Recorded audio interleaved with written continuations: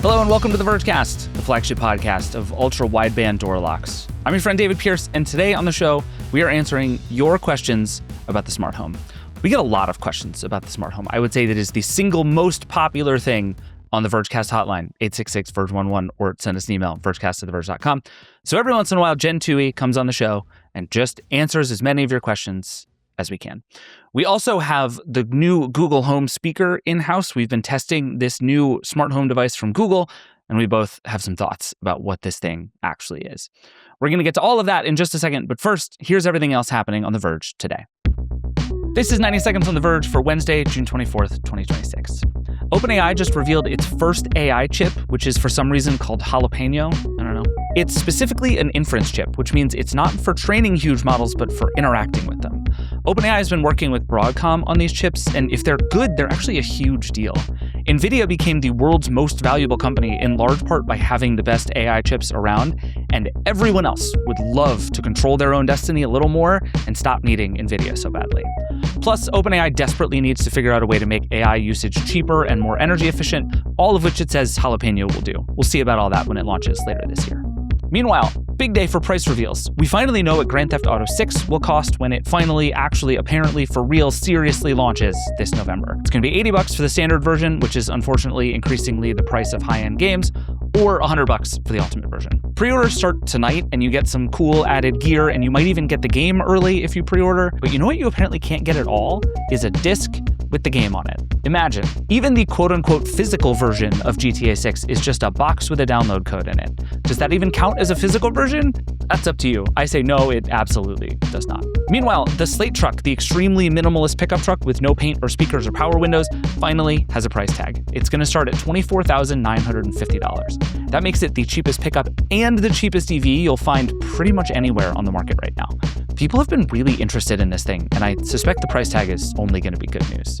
And finally, it's Amazon Prime Day, and we're tracking all the best deals everywhere, but here's my main recommendation.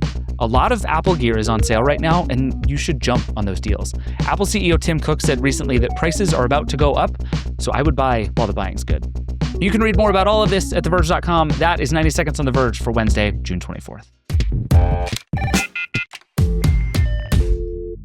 Let's get to some of your smart home questions. Joining me now, The Verge's Jen Toohey. Hi, Jen. Hi, David. How's it going? You are somewhere on a college campus being collegiate and having lots of school spirit. I am. Oh, the school spirit. Yes, this is the South.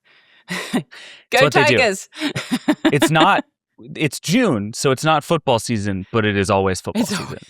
Always football season in the South. That is very much the case. Well, I appreciate you jumping on and doing this with us. We have a couple of smart homey questions to get to, but first I want to talk about something that we have been asked about a lot over the last 9 months because it has taken this thing 9 months to ship to the world, which is the Google Home speaker. You have one waiting for you at home. I have one sitting right here next to me. It's so red. It's very red. I will say my immediate response was like, when you fill out a form to get products like this from Google and they make you sort of list in order what colors you want. And I was like, how do I say I only want the red one? And under no circumstances should you send me anything else. I find this always completely fascinating, in part because like my sort of early returns on 24 hours of using it are that it's a pretty good speaker. It plays music. It sounds like 1,000 times better than the Echo Mini. I have a Logitech Wonder Boom, the little Bluetooth speaker that I use for everything all the time, and I think I like this better than that. Like, as a little thing for playing music, it's pretty impressive.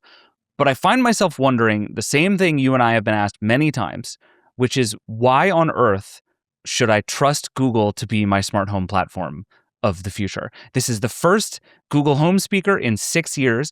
Google has seemed at various times to care deeply about doing the smart home and smart speakers, and then at times to completely forget that it does any of these things. So give me a sense. This thing is $99. It's red. It's cool. I like it. It seems almost sort of irresponsible to tell people to buy it because of Google's commitment to this thing.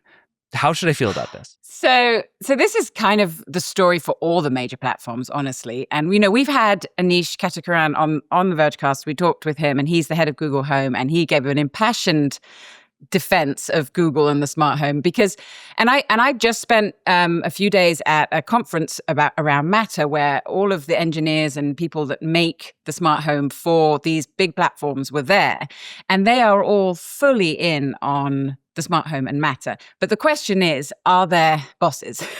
Like, Correct. how much further is this going to go? And, you know, I do think this time around, and I'm going to get a lot of hate for this, I feel like Google really is putting in the effort here. I think the fact they spent 9 months to ship this speaker after announcing it, I asked this question, why 9 months? Because we were making sure it really worked well with Google Gemini for Home. Like they've spent an awful lot of time re-architecting the foundation of Google Home. And this is one of the reasons why I think so many people have had struggled with Google Home in the past, is it was basically the original smart speakers were like Chromecast software. Like it wasn't designed to be a smart home device. Apple's HomePod, Amazon's Echoes, you know, those were designed in many ways for the smart home. Google's really weren't. And I think this speaker is the beginning of the hardware specifically designed for the smart home. So I'm excited to see where Google goes next. And I don't dislike the restraint. I'm not a huge fan of how many Echoes there are out there. I agree and with the that. sort of the need, feel like, do I need to upgrade to get a better experience? You know, but Google Home's current devices are very long in the tooth, and in fact have now officially been discontinued. So at least the Nest Mini has no longer available. They're definitely shifting away from the Nest name. I know. So, you know, I think this is their last chance. Get it right now, Google. But from what I've seen and talking to people in the industry and people at Google, like there is a lot of momentum for them behind this because it's a place for Gemini and the whole company is Gemini now. That's fair. You can't argue this is an AI device as much as it is a smart home device. And in that sense, I have a lot of faith in Google's ability to care deeply about this thing for a very long time. Yeah.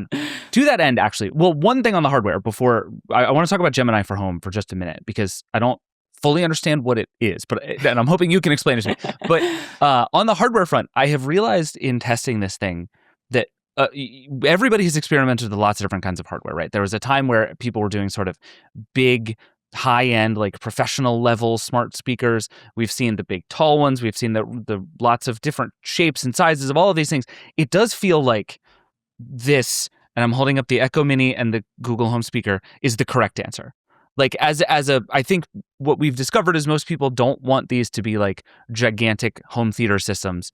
They just want them to be relatively small, sound relatively good, and like sit on a table in your living room somewhere. Like if you're going to pick an answer, this feels like the right answer to me. Do you agree with that? That's the Echo Dot, just to You're clarify. right. Sorry, it's the Echo Dot. The Nest Mini was the little Nest. Yeah, the Echo, I do. I think if you're if you want high-end audio, you're not buying smart home speakers. You know, you're going with the Sonos or the Denon or something even more expensive. But the way that these smart speakers work, and this is one of the things that the new Google Home speaker does, is, you know, you can pair them with your Google Home streamer or your Fire TV. So there is an element of added sound benefit that you're getting from these speakers. But generally, you're just using them primarily for that voice interface, like setting the timers, asking for the weather, or whatever Gemini or Alexa Plus can do for you. And I think one of the arguments that Google said why they created this shape was because people didn't like how big the Nest Audio was. It was hard to fit in spaces. And I actually had that issue too with the Nest Audio. So I can see that argument. And I also think the smaller ones, the really small ones, like the Echo Dot before this and the Nest Minis, were too small, too tinny, didn't have people have gotten used to decent sound now. We've found that spot, and I don't think we're going to move from it for a while. Yeah, I tend to agree. And I think in terms of like, can we get the sound to good enough? The home speaker, I think, easily clears that bar, which I find actually pretty exciting. Like as a sort of simple, like right now I have a Sonos speaker in our playroom that we just like use to play toddler music all day. Yeah. I would absolutely swap this thing into that spot and be very happy with the sound quality, which I think is kind of all it needs to be. Yeah. And I've heard it's not as good technically a speaker as the Nest Audio. But I think you're right. The difference is probably negligible for the type of device this is and what you're likely to use it for. Yeah, totally. Real quick on Gemini for Home. I think Google has made a lot of noise about this big AI upgrade for smart home stuff. The replacing Google Assistant with Gemini, everything is LLM powered. We've also watched Amazon do this same thing, I would say, to not always great effect. Like, yes, it's great that you can talk more naturally to these things. Yes, it's good that you can have sort of longer, more complicated conversations. On the other hand, it actually seems in many cases running these things through this more complicated AI technology makes it harder to just say turn on the lights and assume that the lights will turn on. You and I both have a lot of Gemini for Home testing to do. Yeah. But I'm curious what you've seen sort of in this space in general with Alexa Plus and Gemini for Home and all of this stuff. Like, is the AI smart home control actually getting to the point where it can work? No, not yet. That's what I was afraid you were going to say. So this has been my biggest sort of frustration with the new LLM-powered smart home assistants or smart assistants, because I feel like, to our point earlier, that this is Alexa Plus and Gemini is what the broader companies want, and they're focused on the larger use cases, the more personalized assistant use cases, being the new Siri, being part of your whole life, not just your home. And in my experience, that feels that the home side has been it's less priority for the home side, more priority for ordering an Uber or getting me a handyman or telling me, giving me a whole exposition on the state of the World Cup, like giving that experience, there's valuable experiences in there.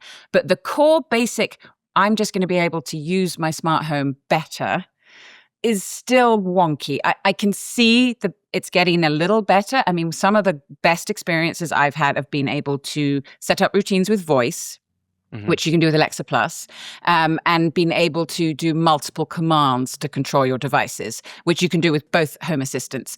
But right now I feel like the focus for most of these companies is making the Gemini or the Alexa Plus better, the larger picture. They're not smart home specialists anymore, which is what Google Assistant and the original Alexa really were.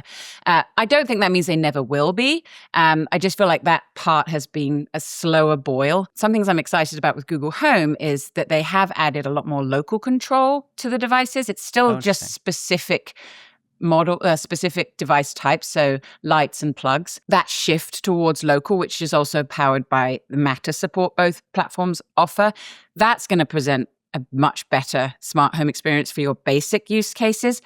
The big picture for both of these platforms is also the AI with the camera and the home security. And this is also something I think we'll see coming more to Apple when they launch, if they launch their new Siri in the home, is being able to query your speaker and sort of say, when did you see the UPS guy? Right. Or those types of experiences, I think, are going to be the primary focus for the smart home, more so than just making sure your lights turn on fast. Yeah, it's an interesting piece of it, because I think you're right that we are getting more complicated, more interesting possibilities out of the LLM powered stuff. Yeah. While running the risk of losing all of the stuff that you actually need to do all day. Yeah. Every day. Yeah. It's going to be interesting, and I think the idea of these things being primarily AI speakers with a sort of side of smart home is probably right. And I don't know if that's what I would like these things to be, but it does feel like if you sort of look at it as every company ships its org chart, like there's more AI in here than there is smart home. Very much so. For better and for worse. Yeah, yeah. And it's nice that Google are bringing along their smart home. I mean, I felt like, given their history, we could have totally expected to see them just be like, okay, we're going to just cut that off at the legs and start fresh. But they've put a lot of effort into bringing old devices bringing the whole ecosystem of how you used Google Assistant before into Gemini for Home. It's been a bumpy ride, though. I mean, I think it means that people that are using for Gemini for Home today who have previously used Google Assistant are still finding things that they can't do. But talking to the Google Home folks, they are constantly trying to add these old features back into the new system. And hopefully they will work better once they're here. So Here's hoping. And I just want you to know, and I want everyone to know who's at home listening and watching, that I haven't rolled my eyes any of the time Jen has said matter so far. I just want everyone to know that. Support for the show comes from Decagon. If your team is dealing with more support tickets, more channels, and higher expectations from customers, you've probably thought about using AI for customer support. And you've probably seen how limited or time-consuming most options are. That's where Decagon comes in. Decagon helps companies create personalized, concierge-style customer experiences with AI agents across chat, email, voice, and SMS. They're available 24/7, feel natural to talk to, and can resolve customer requests on their own, so businesses can keep up with requests without losing their personal touch. Decagon plugs directly into your existing systems, so agents get live quickly. Ready to transform your customer support? Go to decagon.ai/Verge to get a personalized demo and see what Decagon can do for your team. Check Decagon out at decagon.ai/Verge. That's decagon.ai/Verge.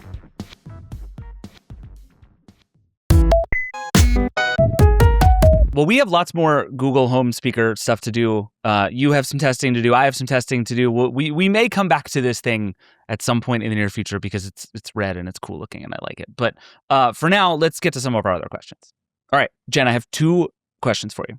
The first one is from Patrick, and it is a question that has made me feel a surprising amount of feelings.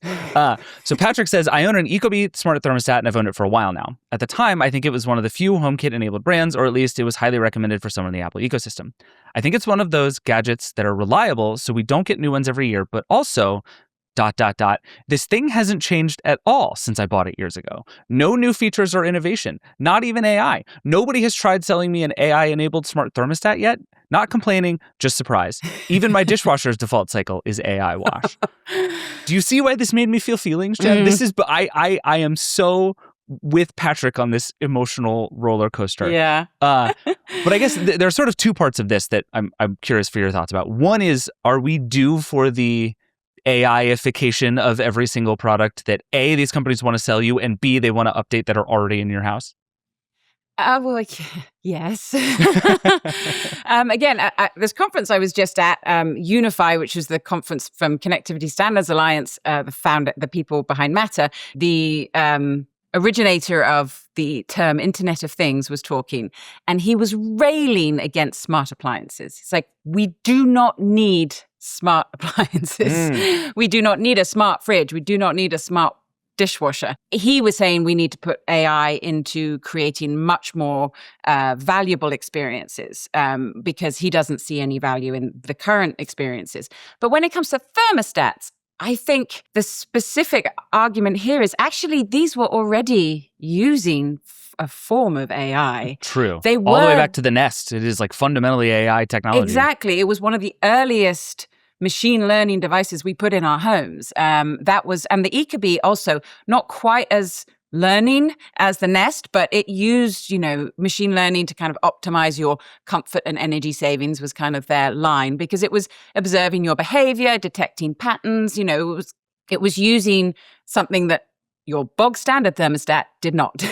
And I think that's probably why you feel like you haven't seen people touting AI as a feature here, because the core use case of the type of intelligence we're talking about for bringing into the home is to sort of manage it automatically for you without you having to input. And that's really what the sort of selling point of these thermostats has been for the decade that they've been around.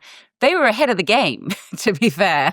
They have had a lot of under the hood kind of upgrades and improvements, but the newer models have added a lot more whiz-bang features. And that's what I think we're starting to see in the smart home, is bringing in more use cases for your devices and also connecting into the rest of your home. The AI-powered element, I think we'll start to see more of. Like we mentioned with the speakers, there's this sort of push from the platforms to, integrate their Gemini and their Alexa Plus into these devices more so that you can do more with them in your home, or ultimately have your home do more for you without you having to do any input. Because that was one of the arguments against these devices, the Nest and the Ecobee early on, is they were just go off and do their own thing. And you're like, no, I don't want to be that cold. For better and for worse. Yeah. Yeah. So I think it's an interesting space to watch. I mean, there's a lot of new smart thermostats that have come out recently that have, well, one interesting area is Apple's new adaptive temperature feature, which basically takes what both the Nest and the Ecobee made their name on, that automatically adapting to your habits and use, and makes it available to any thermostat that works with Apple Home. So you're sort of seeing, so you have to adopt their API, their adaptive temperature system, but they can do everything like switch modes, detect occupancy, determine when you're coming and going, which is what these other thermostats all did. So we're sort of seeing a democratization, I suppose, of these smart features because both the Nest and the Ecobee are expensive. You can now buy a smart thermostat for, $150. And I think we'll start to see only a couple work with Apple right now, the adaptive features, but I think we'll start to see more of those, especially because it's all through Matter. So we're starting to see, again, to get less expensive to get these smarter features. But I like his point that we don't upgrade our thermostats very often. But so this is the other thing I was going to ask you about, which is, I think, what is a reasonable set of expectations to have for something like a smart thermostat that I plug into my wall, and ideally I would like to have it there until I die, right? Like no one has ever been excited about upgrading their thermostat. It's a thing you do when you have to do it. And so I think I on get the excited. one hand, you do. This is why you're here, Jen. This is why we love you. But I think on the one hand, one of the cool things about having these things be more technologically advanced is that they can get new features. On the other hand, what if I hate those features? And I think especially now people are reckoning with this with AI in a very real way of like, actually, I don't want you to stick your weird AI nonsense into my thermostat. But I'm sort of captive because literally the thing is in my wall. How do you think through that trade-off right now? So this is a sort of concern people have had about appliances in general, not just around smart. Just as they get more technologically advanced, they last less time. Like people talk about, their grandmother's washing machine that goes for 20 years, whereas now most of them, you're lucky if you get your washing machine to last like a decade. And that's the trade-off, though, is that these washing machines can do so much more than your grandma's, in theory, depending on what you're looking from your washing machine. But mostly just clothes washing, ideally. Use less water, use less energy, being able to schedule them, being able to program. I can program a dog bed mode into my washing machine. Cool. There are benefits. So that's the trade-off. I think for a device like a thermostat, the only real reason Nest has told us with theirs, 10 years is basically what you can expect, right? Because they end-of-lifed their original Nest thermostat. I think it was almost 13 years. Although you can still use it. And this is a key part for we've talked about this before, but it's worth repeating. Any smart appliance you buy in your home, you want to make sure that the basic functions will continue even once you have disconnected it from the internet, because you need to disconnect it from the internet once it gets to the point where it's not getting software updates so it doesn't become part of a giant DDoS attack. So you definitely, but as long as those devices can still work the way they were intended to as a basic function, which the Nests can, even though Nest has now discontinued sport, there is, that's the trade-off. Look for that. And then local control. To your main point about the AI, if you don't want some of these features that your either your thermostat company or your smart home platform is pushing on you, or eventually maybe your energy platform, if you don't want those features, you need to look for a device you're gonna still be able to control locally. And this is where Matter comes in, because it will allow, once a platform takes away support, the device should still be able to work on your local network. So it's hard to know for sure, though, until we actually see this happen. This is all somewhat theoretical. But yeah, that's what I would definitely advise. A device that can work locally, can also run locally if you still want some of the smart features. And then you can kind of take or leave, hopefully, if people are pushing AI features at you. Yeah, that makes sense. All right, last question. Which I'm including partly because it's a good question and partly because this is just a thing you and I can't stop talking about. So here, let me just play this question for you. Hello, this is Reese again. I'm at the 1 hour, 20-minute mark of the Vergecast on Friday, June 19th. And I found myself yelling at the screen because the sleeping giant in smart home is IKEA. They have the most to gain from Matter, and they need to be the one dragging this along because they sell the cheap stuff that everyone's buying, but their smart home ecosystem, in terms of their hub, is awful. And so they need all of their stuff to work properly with Google, Alexa, etc., and aren't going to put the engineering resources into making that happen the way Hue has. Hue was early enough to where everything had to support it to be considered a smart home, but IKEA is coming in and is easily the giant in the smart home space as looming over it, and I think that they have the most to gain from Matter. All right, bye. Reese gets it, Jen. I was there with you, Reese. I was shouting at them at the same time. Maybe not about IKEA specifically, but yes. So again, just spent a whole week talking to companies about the value of Matter in the smart home. And I agree with you. Companies like IKEA are the ones that are going to benefit from Matter because its core promise is basic interoperability for both the manufacturer and the user. So a company like IKEA that makes furniture doesn't have to worry about developing separate routes to work with Apple and work with Alexa and spending the engineering resources on that. They can just use one platform or one standard Matter, and it should work with everyone. And I think that's really the value proposition of Matter for manufacturers in general. One thing I've been surprised about, though, is we haven't seen more companies taking up this opportunity, because right now, most Matter products come from the companies that were already in the space. And the point about Philips Hue that you made, David, is that they already worked with all these platforms. So what's the benefit now of switching to Matter for them?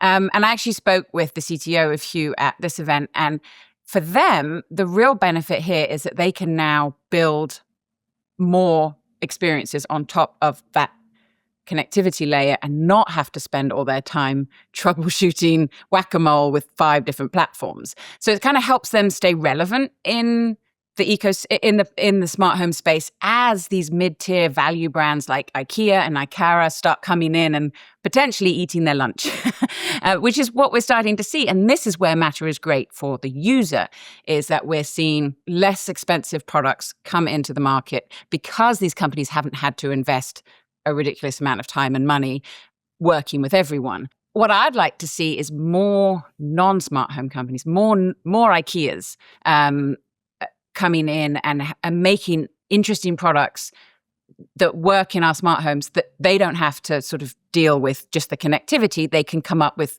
really good and useful features for us in our homes. We're starting to see it from like some of the lock manufacturers, like Schlage and Kwikset. You know, they're adopting the UWB unlocking, which is really interesting. And that would have not been possible before open standards. This is the hands-free walking in, having your door open with just using your phone in your pocket. Smart appliance makers, we talked about washing machines, fridges. Again, they need to come up with the value add, like, okay, we're going to connect this device, but it's not just about the fact that it's connected. It's about what it can do for you. And that's what I'm hoping to see more of. And I've been disappointed we haven't seen more of that to date. And I think that's largely to do with the rollout of Matter. You know, it's taken a while. There've been some bumps in the road. And I think I've really keeping a close eye on whether we're going to really see outside of the smart home adoption, because that's when it reaches that kind of critical mass and, you know, hopefully becomes a more of a mainstream solution for people, because today it's still niche.